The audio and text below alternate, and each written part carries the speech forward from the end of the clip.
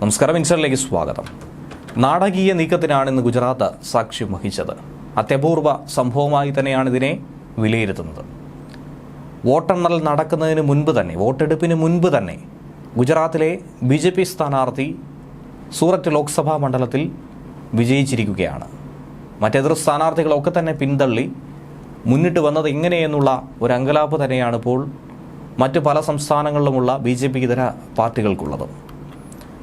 ഗുജറാത്തിൽ BJPക്ക് ഇങ്ങനെ അസാധാരണമായ വിജയമുണ്ടായപ്പോൾ അതിൽ ശക്തമായ അമർഷവും രാഹുൽ ഗാന്ധി അടക്കമുള്ള നേതാക്കൾ പങ്കുവയ്ക്കുന്നുണ്ട്. വോട്ടെടുപ്പിന് തൊട്ട് മുൻപ് സൂററ്റ് മണ്ഡലത്തിലെ BJP സ്ഥാനാർത്ഥിയായ മുകേഷ് ദലാലാണ് ഇതിലില്ലാതെ തന്നെ തിരഞ്ഞെടുക്കപ്പെട്ടിരിക്കുന്നത്. അങ്ങനെയാണ് വിജയം ഉറപ്പിച്ചിരിക്കുന്നത്.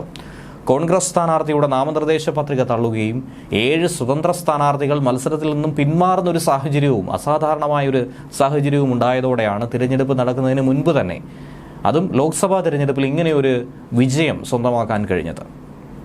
കഴിഞ്ഞ ദിവസം സൂറത്തിലെ കോൺഗ്രസ് സ്ഥാനാർത്ഥി നിലേഷ് കുഭാണിയുടെ പത്രിക തിരഞ്ഞെടുപ്പ് കമ്മീഷൻ സൂക്ഷ്മ പരിശോധനയ്ക്ക് ശേഷം തള്ളുന്ന ഒരു സാഹചര്യമുണ്ടായിരുന്നു.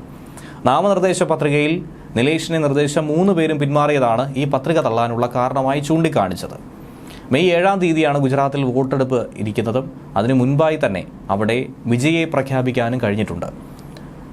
രാജ്യത്ത് തന്നെ ആദ്യമായി വിജയിക്കുന്ന ലോക്സഭാ മണ്ഡലം സ്ഥാനാർത്ഥിയായി ഇതോടുകൂടി ഇങ്ങനെ സൂററ്റ് മണ്ഡലം മാറുകയാണ്. സൂററ്റ് ലോക്സഭാ മണ്ഡലത്തിൽ BJP സ്ഥാനാർത്ഥിയെ ജേതാവായി പ്രഖ്യാപിച്ച സംഭവത്തിൽ അതിരൂക്ഷമായ വിമർശനമാണ് പ്രധാനമന്ത്രി നരേന്ദ്രമോദിക്കെതിരെ രാഹുൽ ഗാന്ധി ഉയർത്തിയിരിക്കുന്നത്. ഒരു ഏകാധിപതിയുടെ യഥാർത്ഥ മുഖം വീണ്ടും തുറന്നു കാണിക്കപ്പെട്ടുവെന്നാണ് രാഹുൽ ഗാന്ധി കുറ്റപ്പെടുത്തുന്നത്. ജനപ്രതിനിധികളെ തിരഞ്ഞെടുക്കാനുള്ള ജനങ്ങളുടെ അവകാശമുണ്ട്. ആ അവകാശത്തെ പൂർണ്ണമായും കവർന്നെടുത്ത ഒരു നീക്കമായി തന്നെയാണ് ഇതിനെ വിലയിരുത്തുന്നതെന്നും രാഹുൽ ഗാന്ധി കുറ്റപ്പെടുത്തി. ഇത് അംബേദ്കറുടെ ഭരണഘടനയെ തകർക്കാനുള്ള മറ്റൊരു ശ്രമമായി തന്നെയാണ് നോക്കിക്കാണേണ്ടതെന്നും അദ്ദേഹം വ്യക്തമാക്കി. ഈ തിരഞ്ഞെടുപ്പ് വെറും സർക്കാർ ഉണ്ടാക്കാൻ വേണ്ടിയിട്ടുള്ള തിരഞ്ഞെടുപ്പ് മാത്രമായി നോക്കിക്കാണരുത്. ഇതെന്ന് പറയുന്നത് രാജ്യത്തെയും ഭരണഘടനയെയും രക്ഷിക്കാനുള്ള തിരഞ്ഞെടുപ്പ് ആവർത്തിക്കുമെന്നും സമൂഹ മാധ്യമത്തിലൂടെ രാഹുൽ ഗാന്ധി കുറിച്ചു. എക്സിലൂടെയാണ് ഇക്കാര്യങ്ങളൊക്കെ രാഹുൽ ഗാന്ധി തുറന്നു പറഞ്ഞിരിക്കുന്നത്. രാജ്യത്തിൻ്റെ തിരഞ്ഞെടുപ്പ് ചരിത്രത്തിൽ തന്നെ അപൂർവമായൊരു സംഭവമാണ് എതിരില്ലാതെ ഉണ്ടായ ലോക്സഭാ തിരഞ്ഞെടുപ്പ് വിജയമെന്ന് പറയുന്നത്. ഇനി ഏതാനും ദിവസങ്ങൾ വോട്ടെടുപ്പിനായി ബാക്കി നിൽക്കെ പത്രിക സമർപ്പണം പൂർത്തിയാക്കിയപ്പോഴാണ് BJP സൂററ്റിൽ, ഗുജറാത്തിൽ ഇങ്ങനെ ഒരു അക്കൗണ്ട് തുറന്നിരിക്കുന്നത്. സൂററ്റിലെ BJP സ്ഥാനാർത്ഥിയായ മുകേഷ് ദലാൽ വിജയിച്ചതിനെതിരെ ശക്തമായ വിമർശനം ഇതുപോലെ പല കോണിൽ നിന്നും ഉയർന്നു കേൾക്കുന്നുണ്ട്.